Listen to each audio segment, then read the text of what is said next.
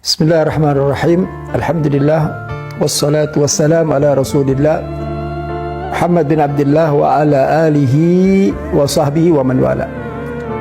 Ahibba'il kiram, kita semua sering mendengar satu hadis Nabi SAW. Saya ambil di depannya saja, yaitu di mana kita punya Nabi SAW mengatakan ad-dinu nasihah.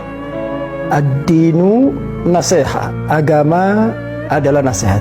Artinya ketika kita melihat daripada saudara kita berbuat salah, kemudian terpeleset ke dalam perbuatan dosa, maka kita punya kepedulian dan punya kewajiban untuk menasihati tersebut.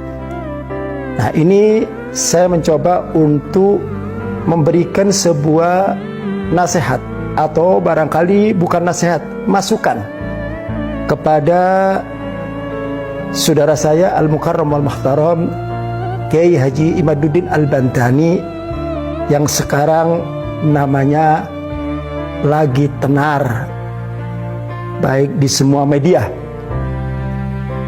Sebelum saya memberikan nasihat atau masukan kepada Al-Mukarram Kiai Haji Imaduddin Al-Bantani, saya teringat sebuah hikayat yang menarik ketika Fir'aun laknatullah alaih.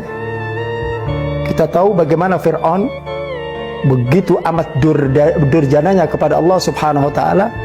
Bahkan tidak tanggung-tanggung Fir'aun mengaku dirinya sebagai Tuhan, ana rabbukumul a'la. Dan masih banyak lagi kedoliman-kedoliman yang dilakukan oleh Fir'aun. Singkat cerita, ketika Fir'aun mau bertobat karena dia menyadari bahwa apa yang dia lakukan ini sudah keterlaluan, maka dia panggil asistennya atau orang yang terdekat dari Fir'aun, yaitu yang bernama Haman.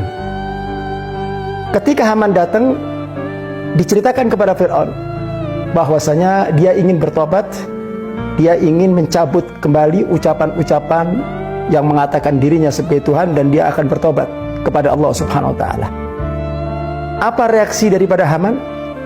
Haman mengatakan, hai Fir'aun, jangan kamu bertobat, karena kalau kamu bertobat, kamu akan hancur nama baikmu, dan kamu akan dilecehkan oleh masyarakat Mesir pada saat itu, dan kamu tidak punya harga diri di hadapan mereka. Maka menurut hemat saya, kata Haman, pertahankan seperti itu. Apa yang pernah engkau lakukan, pertahankan saja, jangan bertobat. Jadi artinya pembisik daripada Fir'aun ini, yaitu Haman, tidak menghendaki daripada Fir'aun untuk bertobat kepada Allah Subhanahu wa ta'ala. Nah, apa hubungannya dengan Al-Mukarram Kiai Haji Imaduddin Al-Bantani? Saya yakin bahwa sekarang ini beliau dalam keadaan tidak nyaman, beliau dalam keadaan gelisah, beliau dalam keadaan galau.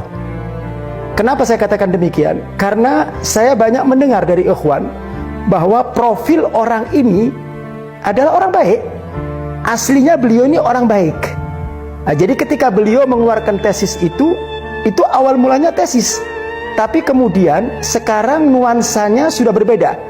Beliau berada dalam lingkaran orang-orang yang menjadi provokator dan sekaligus pembenci para habaib. Nah, di sini Al-Mukarram Kiai Imaduddin menjadi dilematis.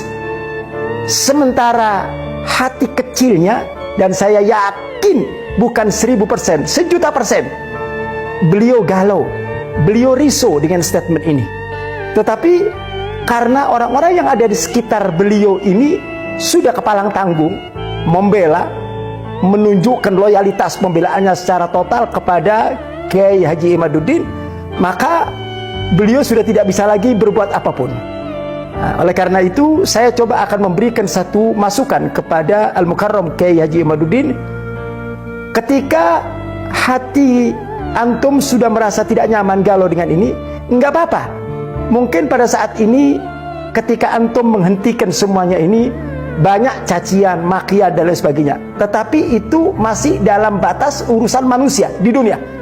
Tapi antum akan menjadi manusia yang mulia di sisi Allah Subhanahu wa taala. Enggak apa-apa antum dicaci maki, dikatakan antum ini dan itu, enggak ada masalah. Itu hanya di dunia. Tapi nanti di akhirat antum akan menjadi seorang hamba yang dimuliakan oleh Allah Subhanahu wa taala. Jadi sekali lagi saya hanya memberikan masukan. Tidak ada niat lain, lillah wa fillah. Tujuan saya karena Allah. Demi Allah saya memberikan nasihat dan masukan karena Allah. Tidak ada tujuan dan maksud yang lain. Karena saya sedikit banyak mengenal sosok beliau. Nah, jadi harapan saya mudah-mudahan Allah berikan beliau istiqomah, kemudian beliau menarik kembali daripada statementnya, kemudian beliau bertobat kepada Allah Ta'ala, dan insya Allah Kiai Haji Imaduddin akan dimuliakan oleh Allah dari dunia sampai akhirat. Itulah sedikit nasihat atau masukan-masukan Al-Fagir kepada beliau. Mudah-mudahan ini menjadi satu bahan pertimbangan. Wallahu a'lam. Assalamualaikum warahmatullahi wabarakatuh.